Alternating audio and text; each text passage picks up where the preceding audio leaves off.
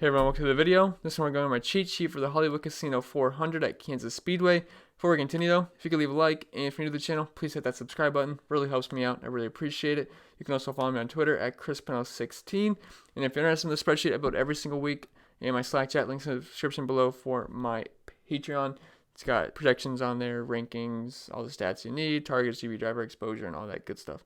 So before we go driver by driver, let's talk about some race and track info first, because that's important for every single track, because each track plays a little bit different. So this is the Hollywood Casino 400. We are at Kansas Speedway. It's your typical 1.5 mile track. It's a tri-oval. We got 267 laps and 200 dominator points available. So it's not like a huge dominator race, but it's still somewhat of importance. Definitely a lot more important than it was last week at Talladega. As for Talladega, I hope you guys did very well. The strategy works almost pretty much every single time. You stack the back and they end up moving up. So works every time pretty much. So hope you guys did well. I was doing absolutely great, but then all my guys crashed in that last big one. I had Kurt Busch, Kyle Busch, Matthew Benedetto, Brendan Gaughan. They were all up front. Like it was like 20 laps left, and I'm just sweating. I'm like, oh well, I know they're gonna end up crashing at some point. I'm like, just go to the back. And then they ended up getting caught in the big one, all, 5 of them. So I was doing really great, and then I did really bad. I was really not happy they were all up front because, bad things tend to happen near the end of the race for the guys up front. And it did. Gaughan ended up flipping, so that kind of sucked. But I hope you guys had a lot of the back markers, and they moved up. So hope you guys did well. But anyway, let's get back to this track. So strategy and tips here. Practice, there was yesterday, both sessions, and they were during non-race hours yesterday. So I wouldn't put a ton of stock into practice this week. And with multiple studs in the back, I'm going to be using most likely just one dominator lineups, which is one of the guys up front, which we'll talk about, like Ryan Blaney, Brad Keselowski, those kind of guys, and then use the rest as place differential guys, because typically at these kind of racetracks, I want 1 to 2 dominators. But if I played 2 dominators, I'm not going to be able to fit in guys like Kevin Harvick or Joey Logano or Denny Hamlin, and I really need to get those guys in this week, so I'm looking at 1 dominator lineups for roster construction. All right, so that's enough of the info and strategy portion of this. So pretty much just go driver by driver now. And we're going to start up top with Kyle Busch pretty much every single week. He's 11,400. He qualified 18th. Now, he was very fast in practice, but again, I'm not sure how much stock we can put into practice this week because they raced during hours they're not going to be they practiced during hours they're not actually going to race at. So, but he was still fast in practice. He was first in the 10 lap.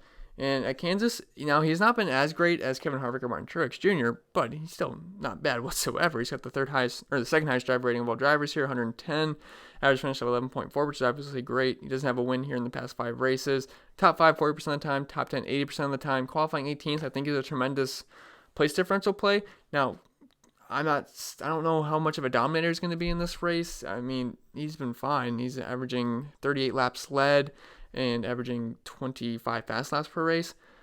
But I don't know. I kind of like guys like Brad Keselowski, Ryan Blaney a little bit more because they're starting up front. And if I'm playing a place differential guy, I'm going to be playing Kevin Harvick, who's cheaper. I'd rather play Martin Truex Jr. than Kyle Busch this week, and I'd rather play Denny Hamlin, I think. So really doesn't make sense, too much sense to me to play a lot of Kyle Busch. I mean, if you're making like 150 lineups or 20 lineups, I'd want some Kyle Busch exposure, but not something I'm going to be too high on this week just because I think there's better plays that are cheaper and starting further back, like Kevin Harvick, and he is the man at Kansas. So he qualified 40th, dead last. He had an inspection issues, couldn't pass inspection, so he's going to be starting dead last and get to qualify. He was fast in practice, which again, I'm not sure how much stock we can put into it.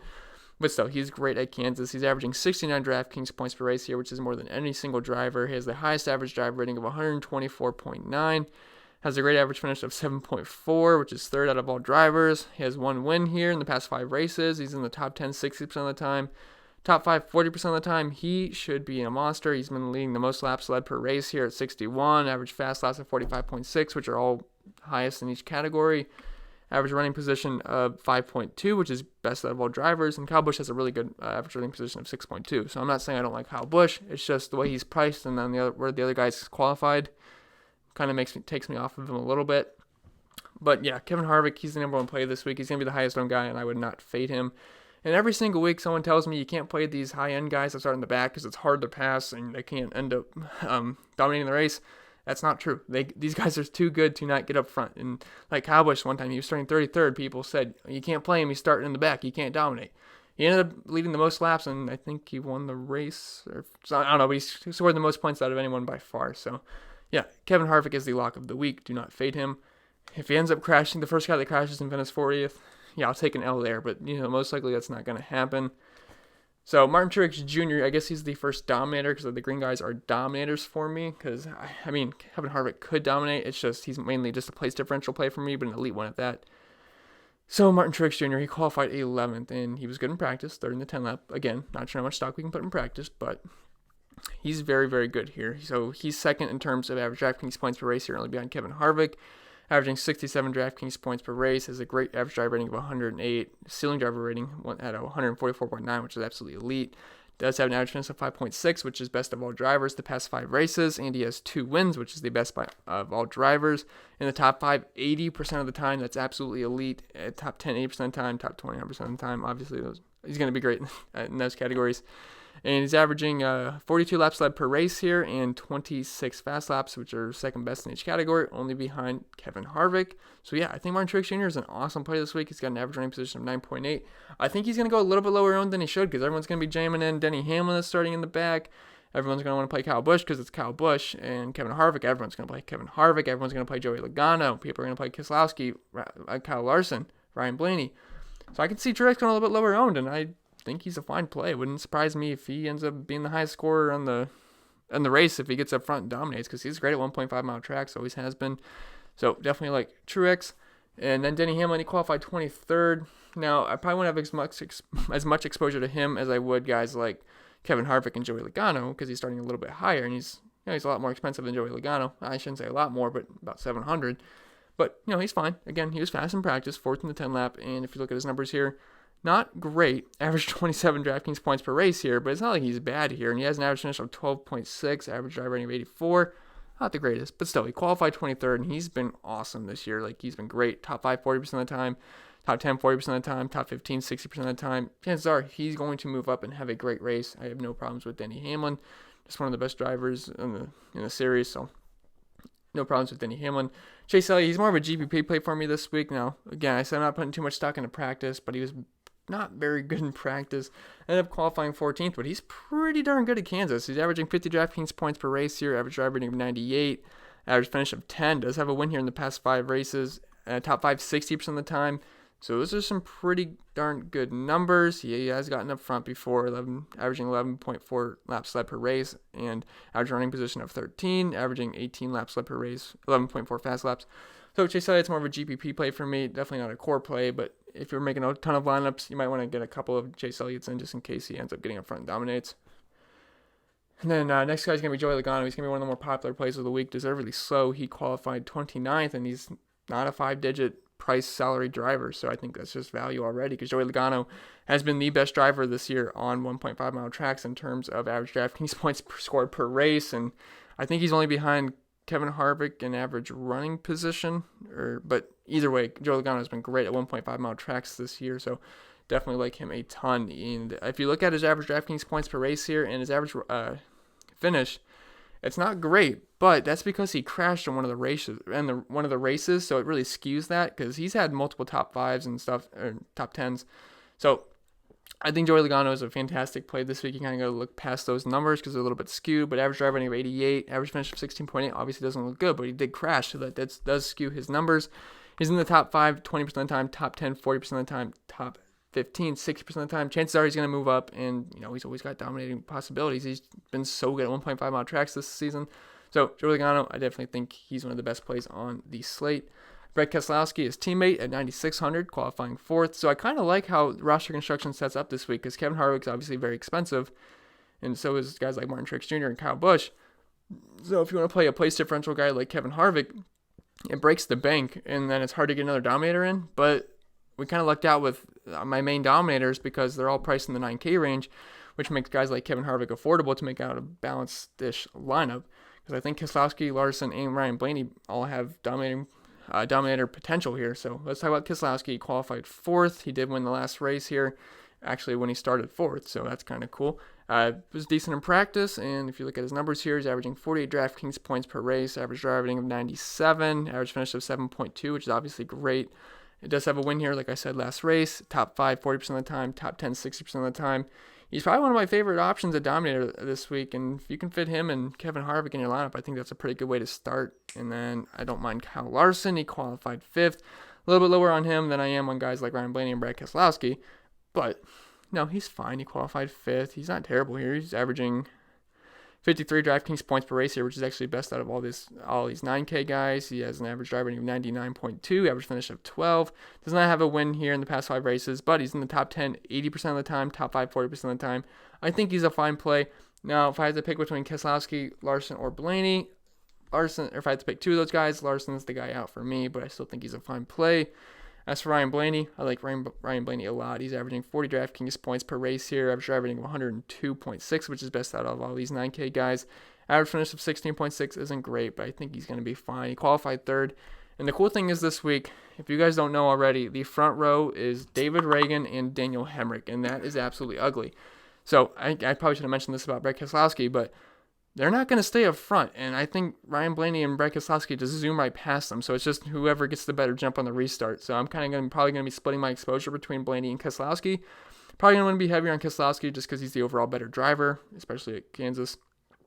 So they should be able to get to the lead early. I'm completely fading Hemrick and Reagan. They're not going to be able to stay up front and hold off those 2 Penske cars. So anyway. But yeah, Ryan Blaney, he is qualified 3rd, so he could get the early, pass to get to. He might even lead the first lap. Who knows? But definitely like Ryan Blaney. He's 9,200. He's a little bit cheaper than Keselowski. He's been pretty good here. Average top 5, 40% of the time. Top 10, 60% of the time. So do like getting a Ryan Blaney exposure. Kurt Busch, he's kind of in a weird spot for me. I'm not going to really have exposure to him this week, even though he's fine here. Average finish of 10, but just a little bit expensive and doesn't really have dominator potential here, so I'm not too interested in him. Clint Boyer, he qualified 21st. He's averaging 39 DraftKings points per race here, average finish of 12.2. He's in the top 10, 40% of the time. I think he's a fine place differential play. There's a lot of good place differential plays in the 8K range this week, so you might want to end up going with one of those guys in your lineup because I think they have high finishing potential as well. Alex Bowman, I actually like him a lot this week, 8,600. I hope he goes a little bit overlooked because of his price and where he qualified at 16th, because people might not think that's like huge upside, but he's been very good at Kansas, averaging nearly 50 DraftKings points per race here, average driver rating of 95, average finish of 9.7, which is one of the best out of all these drivers. He's in the top 5 33% of the time, top 10 67% of the time. I think that makes Alex Bowman a pretty good play this week, especially in GPPs. Eric Jones qualified 20th. Not my favorite play this week, but he's only averaging 31 DraftKings points a race here. Average driver rating 88.9 is pretty good. Average finish of 14.2. Top 5 40% of the time. That's pretty darn good. Top 10 60% of the time. So yeah, I do like getting some Eric Jones exposure. William Byron, yeah, he's not have a huge sample size, but he did crash the one race, so we kind of had to throw this out the window. Averaging negative DraftKings points per race. Average finish of 30. Yeah, can't really go by these numbers. He qualified a little too low for me, so in a good way. He qualified really low, so I think he's a good place differential play this week. Jimmy Johnson's in a weird spot this week. Not going to be too interested in him. Same with Eric Almirola. Matthew Benedetto, he's popular pretty much every single week, but he is not very good at 1.5 mile tracks. He's great at these restrictor plate races and some other tracks, but these aren't really his bread and butter. So, he's fine starting 27th. I think he's going to move up. I think he top 25s, but not like a core play for me at that price, 7,600. There's some other guys I like a little bit better that are cheaper. Suarez, Newman, Dillon, they all qualified too high for me, so no really real interest in them. Now, Ricky Stenhouse Jr., I think he's one of the better value plays this week. He's only 7K, he qualified 19th, but he's not too bad at Kansas in 1.5 mile tracks in general this season, averaging 28 DraftKings points per race, and he has an average finish of 16.4, and he's also in the top 15, 60% of the time, top 28% of the time, so chances are he's going to move up at least a little bit, and I like his chances to hit value at 7K. Paul Menard's fine, not someone I love. He's only averaging 18 DraftKings points per race here. He just tends to qualify a little bit too high, and he usually finishes where he qualifies. Average finish of 21.2, qualified 22nd. I don't hate him, but there's not a lot of upside here. Chris Buescher is probably one of my favorite plays of the week. So he's been killing it at 1.5 mile tracks this season. I believe he has an average finish of 13.6 at 1.5 miles. But in this price, it's pretty darn good. He qualified 26. Averaging 30 DraftKings points per race at Kansas. Average finish of 16.8 at Kansas. At only 6,700, he's going to be extremely popular, but I think you got to put him in your lineups this week, especially if you're just making a single entry. He's in the top 10, 40% of the time. At 6,700, I like Chris Buescher a ton. Daniel Hemrick, no way on the pole. He's going to get past in the first couple laps. Ryan Priest, I mean, I guess he's okay, but not someone I love. Ty Dillon, Bubba Wallace, no way at 10. Corey LaJoie has an average finish of 26.2 here. He's averaging 21 DraftKings points per race. Qualified 31st. I wish he was a little bit cheaper, but I think he's a fine value option. McDowell, no. Chastain, gross. Reagan, no way. He's falling back just like Hemrick is. Castle, Matt Tift, he qualified way too high for me. JJ Yaley, he actually is projecting as a decent value for me, starting 36. I'm not in love with him, but if you have a really nice lineup you like and you only have 5,100 left, I don't hate it. Parker Kligerman's I think is just a better driver overall. Qualified 32nd, which he qualified a little bit later, but I don't mind him as a punt. And the rest of these guys are just hoping to get a little bit lucky. Joey Gase is starting near the very back, so he's going to probably move up, but he might just finish around 38, 39. So, again, I don't love these guys, but sometimes you got to put them in to fit your lineups. But anyway, that's going to be it for this video. I hope it was helpful. If it was, remember to leave a like. And if you're new to the channel, please hit that subscribe button. Really helps me out. Really appreciate it. I am sad the NASCAR season is coming to an end very soon. I really enjoyed making these videos. I hope I've been able to help you out through the year. It's been fun. But I'll see you guys next week.